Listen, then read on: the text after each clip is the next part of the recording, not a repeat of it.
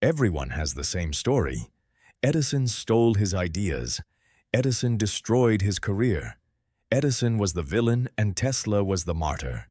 It is the most satisfying story in the history of science because it gives us a clean villain and a clean victim. But here is the problem with satisfying stories. They are almost never the whole truth. Tesla did not fall because of Edison. He fell long after Edison was irrelevant to his life. He fell in the middle of his most ambitious project, with more funding than he had ever had, backed by the most powerful banker in America. And the man who destroyed that project was not J.P. Morgan. It was Tesla. Read that again. Tesla destroyed Tesla, not through incompetence, not through laziness, but through something more interesting and more dangerous than either of those things. He destroyed himself through a secret, a plan he was running inside his plan, a vision so enormous he could not bring himself to tell his own investor what he was actually building.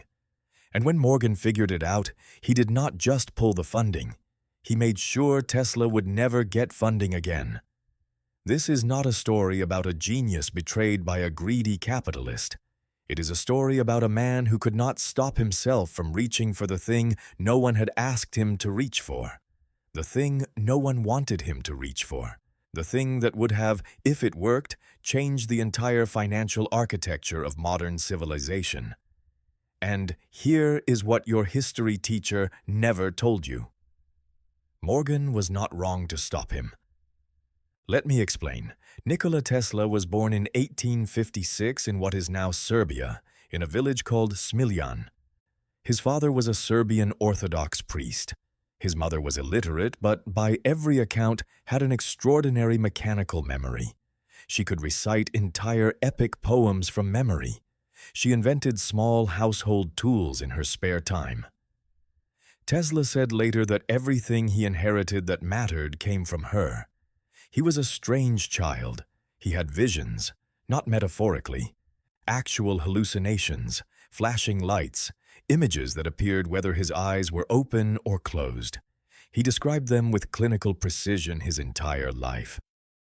Modern neurologists have speculated about everything from temporal lobe sensitivity to early onset synesthesia. What we know is that he learned, eventually, to use them, to treat the visions as a kind of internal laboratory. He would run experiments inside his own head, build machines in his imagination, let them run for weeks, check them for wear. He was not the absent-minded genius of popular mythology. He was obsessively precise. He kept records. He tracked everything. He was pathologically disciplined in his work and completely undisciplined in his personal finances and his ambitions. That combination is important. Hold it. He studied electrical engineering in Graz, Austria. He was, by every account from his professors, a student of frightening capability. He would solve problems on the board before the professor finished stating them. He could perform integral calculus in his head. His professors wrote letters saying they had never encountered a student like him, and they were not sure whether to be proud or disturbed. He did not finish his degree. This is not in the heroic version of the story. He dropped out. He had a nervous breakdown in his third year. He disappeared for a period. He showed up again, tried to resume, gambled away his tuition money, had another breakdown, and eventually left Graz for good. He moved to Prague, then to Budapest. He was brilliant, and he was falling apart. In Budapest, he had a breakdown that he described in his own words as a complete physical and psychological collapse. His senses became grotesquely amplified. A fly landing on a table felt like a physical blow. He could hear a watch ticking from 3 rooms away. Light was physically painful. He could not sleep. He could not eat. His doctors gave him up. And then, walking in a park at sunset, reciting Goethe from memory, he had the vision. He saw it. The rotating magnetic field, the alternating current motor, the entire system, complete in his mind, in one single moment. He grabbed a stick and drew the diagram in the dirt in Budapest in 1882. He was 26 years old, and he had just invented the thing that would electrify the planet. Here is the thing about alternating current that most people do not fully understand. Edison's system was direct current. DC, it was simple, predictable, but it had a fatal limitation. You could only transmit it effectively about 1 mile before the power loss became economically unacceptable.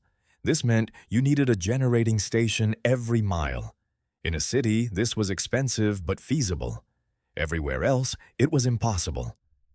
Tesla's alternating current system could be stepped up to extremely high voltages using a transformer, transmitted over hundreds of miles with minimal loss, and then stepped back down at the destination. Let that sink in. The difference between direct current and alternating current, in practical terms, was the difference between lighting a city and lighting a continent. This was not a minor improvement. This was a civilizational leap. Tesla arrived in New York in 1884 with 4 cents in his pocket, a letter of introduction, and that idea. He went directly to Edison. Edison hired him.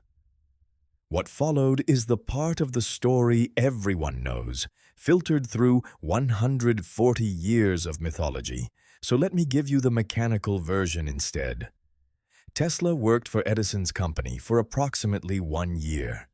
During that time, he redesigned Edison's direct current generators, significantly improving their efficiency. By some accounts, Edison offered him $50,000 if he succeeded. When Tesla succeeded, Edison told him the offer had been a joke. A cultural misunderstanding was how it was framed. Edison was a man who valued showmanship and hustle.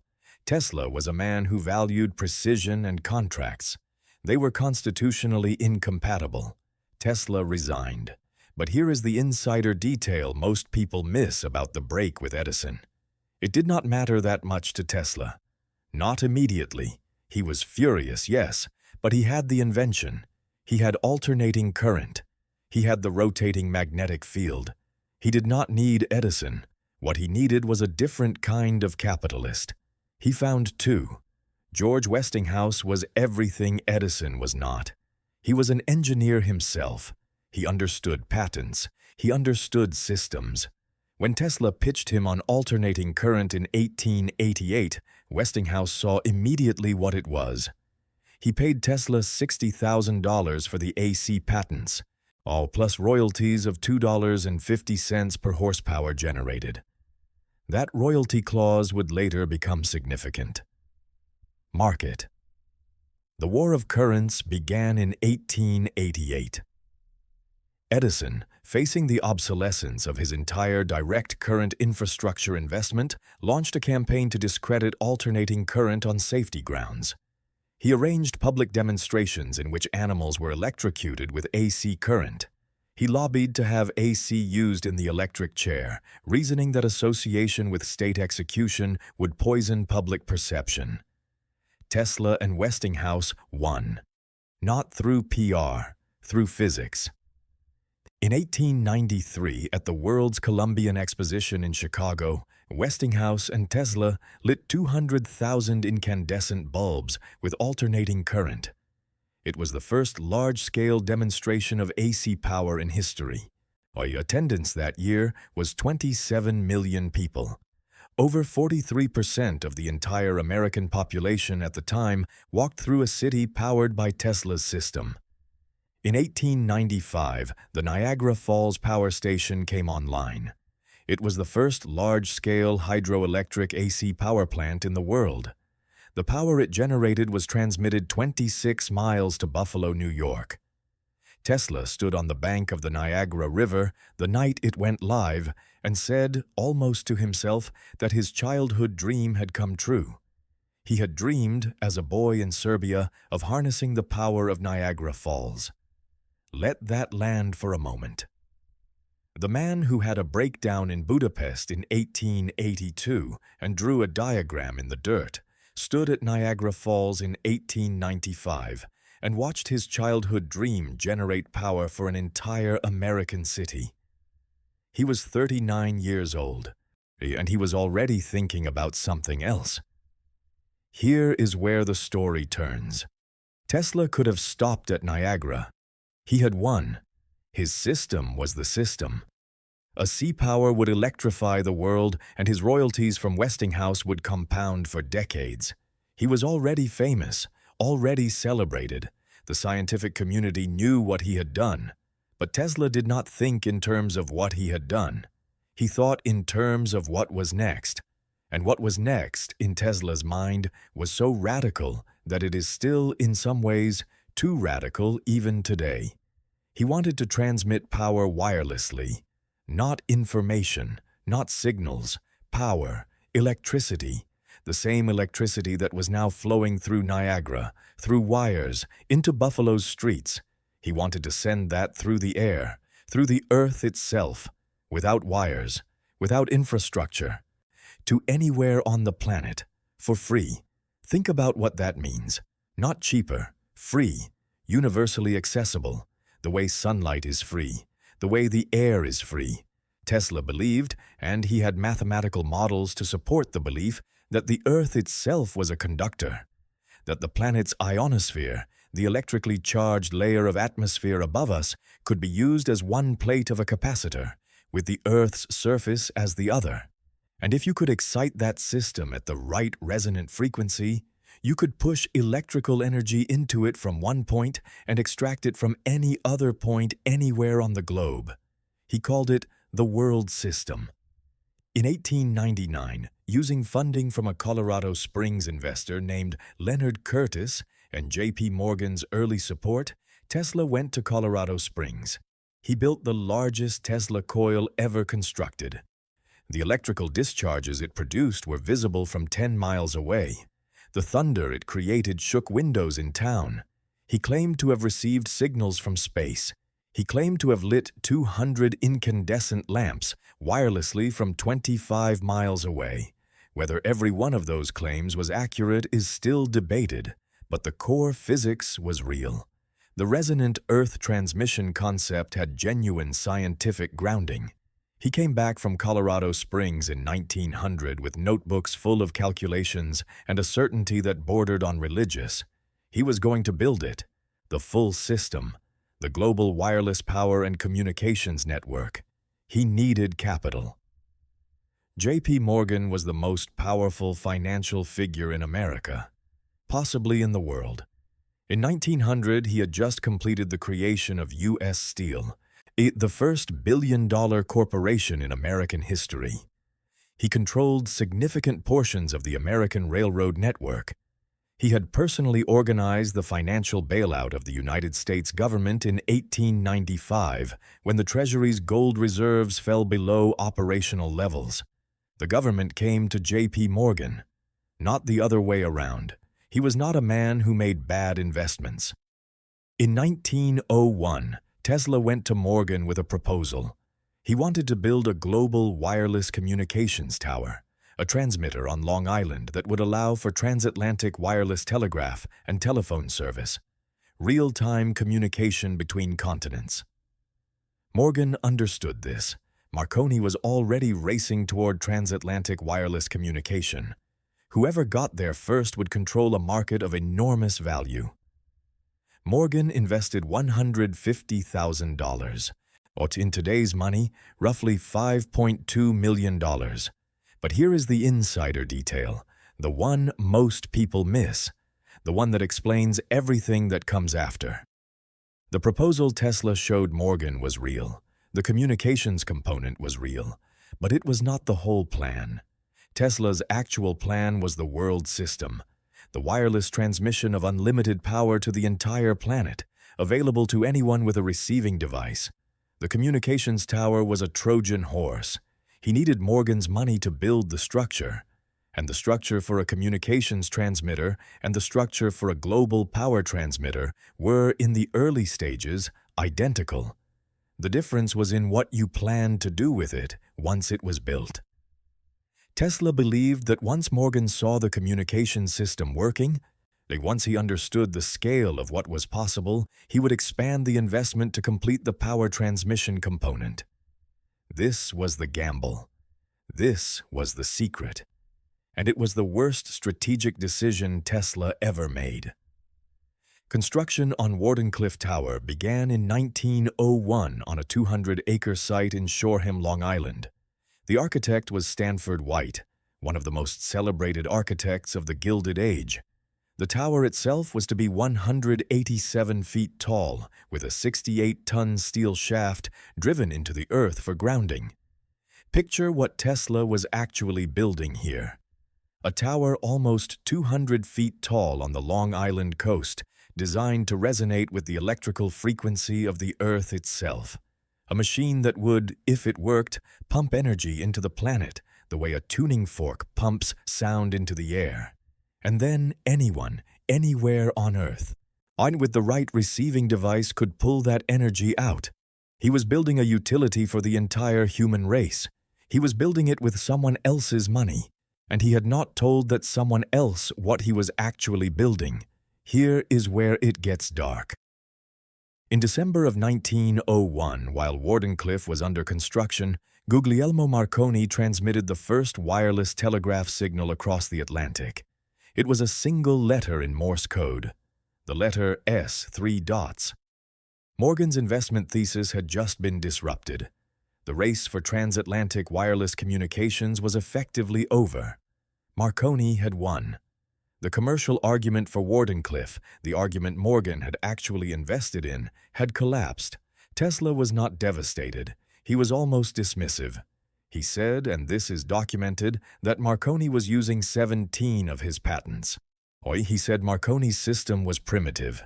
He said the world system was something Marconi could not even conceptualize. He kept building. By 1902, the money was running out. Tesla wrote to Morgan requesting additional funding. Multiple times, the letters are extraordinary documents. Tesla was simultaneously grandiose and desperate. He described the world system in terms that would not have been out of place in a religious text. He talked about transforming human civilization. He talked about ending poverty, ending war, creating a new era of human history through the free distribution of energy. Morgan's responses were measured and, in retrospect, completely rational. He asked Tesla to explain the commercial model. And this is the moment. This is the crack in the foundation, because Tesla did not have a commercial model. He had a vision. He had physics. He had notebooks full of calculations that pointed towards something miraculous. But he had no answer to the question every investor eventually asks. How do we make money from this? Because the answer to that question, in the world system, was that you could not. Not in the way Morgan meant. If energy was transmitted freely, globally, without metering, without infrastructure ownership, without the ability to charge per unit consumed, then there was no revenue stream. There was no way to monetize it. There was no competitive moat. It was structurally the opposite of a business. Let me be clear about what this means. Tesla was not naive about this. He understood it. He believed, and this is crucial, that the transformative effect on human civilization would generate returns through indirect channels. Through the industries and economies that would flourish when energy became free, through the scientific reputation of whoever built it. This is a coherent philosophical position. It is also completely useless as an investment thesis when you are talking to J.P. Morgan in 1902. Morgan was a brilliant man. He was not a man who funded charity projects at scale. He was a man who built systems that generated returns. His genius was structural. He understood how industries worked at the architectural level. And when he finally understood what Tesla was actually trying to build, he saw it immediately. The world system, if it worked, would destroy the value of every electrical infrastructure investment in America. Think about what Morgan had at stake. His investments included significant positions in Edison General Electric, which had become General Electric. He had investments in the power companies that were now building out AC electrical grids across the American continent. Every mile of copper wire, every transformer station, every generating plant. These were his assets. Tesla was proposing to make all of them obsolete. Not over decades, immediately. If the world system worked, wires became worthless, infrastructure became worthless, the metered distribution of electricity, which was the entire revenue model of the electrical industry, became worthless. Tesla was not just asking Morgan to fund a technology. He was asking Morgan to fund the destruction of Morgan's own portfolio. And here is the part that twists the knife. Tesla knew this. He must have known this. He was not stupid. He was not unaware of Morgan's interests. He was betting that the vision would be compelling enough, that once Morgan saw what was actually possible, the scale of the transformation would override the financial self-interest. This was not a business miscalculation. This was a fundamental misreading of what J.P. Morgan was. In 1904, Morgan cut off the funding. Not dramatically, not in a single angry confrontation. He simply stopped responding to Tesla's letters. He declined further meetings. When Tesla persisted, through intermediaries, Morgan sent back a message that became the most devastating sentence of Tesla's professional life.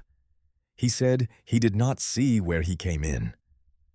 If anyone can put up the money to build these towers, Mr. Tesla ought to be able to find it. That was it. No drama, no accusation, just the cold, precise logic of a man who understood that the deal he had made was not the deal Tesla had been running. Tesla spent the next several years trying to find replacement funding. He wrote to dozens of investors. He wrote to industrialists. He wrote to foreign governments. He proposed partnerships and licensing arrangements and restructured financial models. No one came. The reasons were structural, not personal. Morgan had not simply withdrawn. He had, quietly, made clear in the financial community that Wardenclyffe was not a sound investment. He did not need to say more than that. When Morgan said a thing was not sound, it was not sound. Doors closed. Tesla never said this publicly. He never accused Morgan of blacklisting him, but the pattern of rejection across dozens of potential investors who had previously expressed interest in Tesla's work tells its own story. By 1905, Wardenclyffe was essentially dead. The tower stood incomplete. The underground tunneling, which Tesla had expanded far beyond the original plans, had consumed most of the budget. The laboratory was operational, but the tower itself had never been completed to the specifications the world system required. Tesla moved back to New York. He continued to work. He continued to file patents. He had legitimate inventions in this period, including early work on vertical takeoff aircraft concepts, a steam turbine design that was genuinely innovative, and foundational work in wireless technology that Marconi's company would later build on. But the trajectory had broken. He was no longer working on the frontier. He was working on refinements, and he was unraveling. The behavior patterns that would define his final decades began here. The obsession with the number 3, the refusal to touch hair, the inability to eat at a table with anyone who was wearing pearls. He checked into the Waldorf Astoria and ran up debts he could not pay. He moved to progressively cheaper hotels. He fed the pigeons in Bryant Park with a devotion that his colleagues found alarming. There was one pigeon, a white female, that he described as his closest companion. He spent money he did not have on veterinary care for her.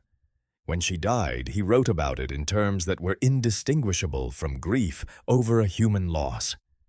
Here is what the history books skip over. These behaviors were not simply eccentricity. They were symptoms of someone whose central project had been destroyed and who had no mechanism for processing that destruction. Tesla had organized his entire identity around the world system, around the idea that he would be the man who gave free energy to humanity. When that project died, something in him died with it. He kept working, but the work was now disconnected from any coherent vision. He announced inventions that he could not demonstrate.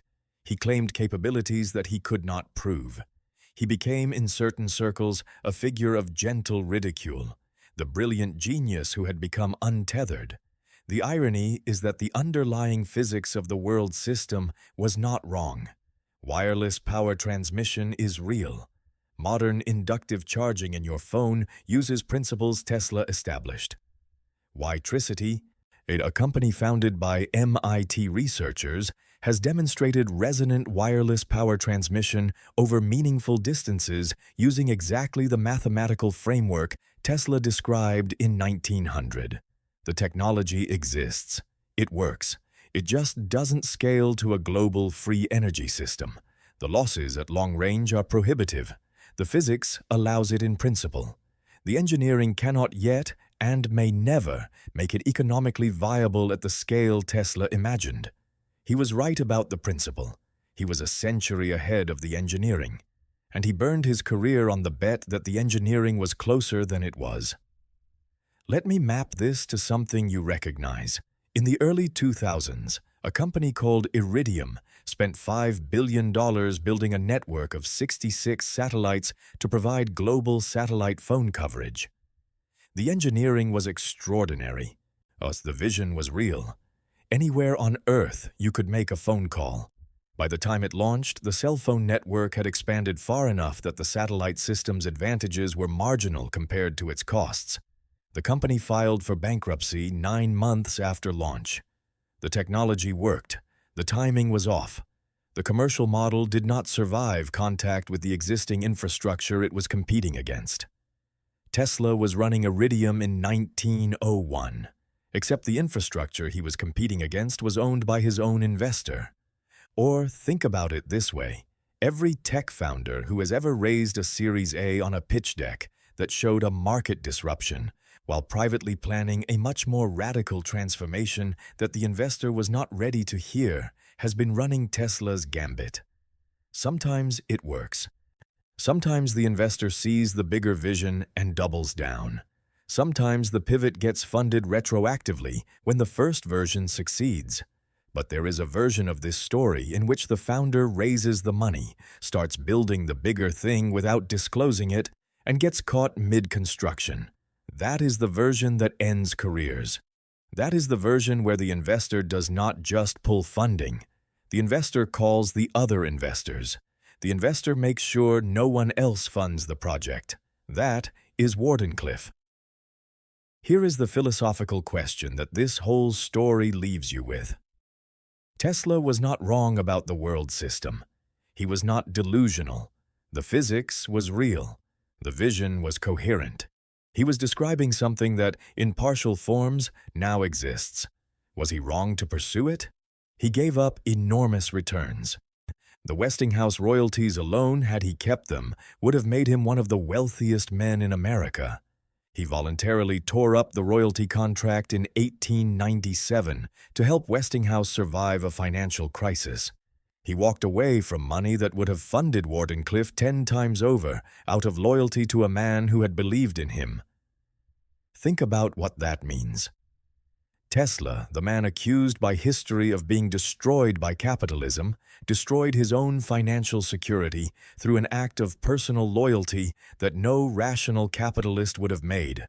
And then he bet everything on the secret project, the one his investor did not know about, the one that required a leap of faith from Morgan that Morgan was constitutionally incapable of making.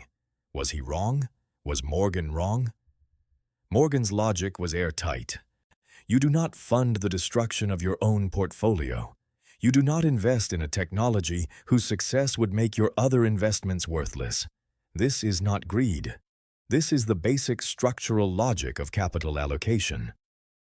Morgan did exactly what any rational actor with those incentives would have done. And Tesla's logic was also coherent. He believed the transformation was large enough that it transcended the financial interests of any individual.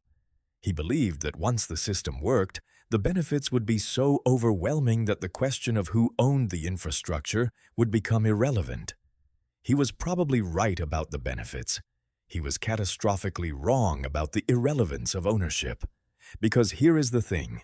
Here is the structural truth at the bottom of this story. The people who control the infrastructure of energy distribution do not want free energy.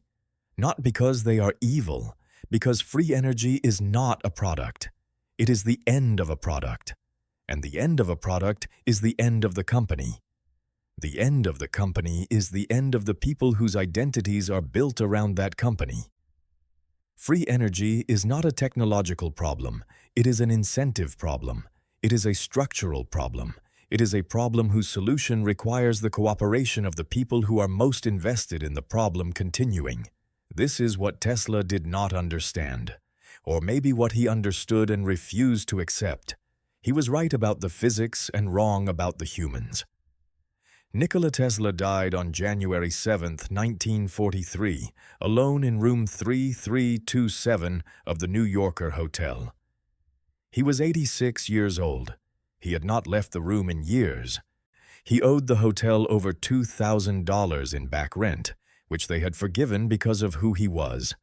He was found by a maid 2 days after his death. The FBI seized his papers within hours of the discovery. This is documented. The Office of Alien Property, despite Tesla having been an American citizen since 1891, seized approximately 80 trunks of notes, designs, and papers. Most were eventually reviewed and returned. Some remain classified or unaccounted for. He had nothing.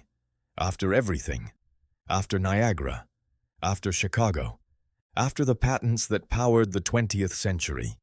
He died with nothing but notebooks in a hotel room and pigeons outside his window. Here is what they do not tell you about why.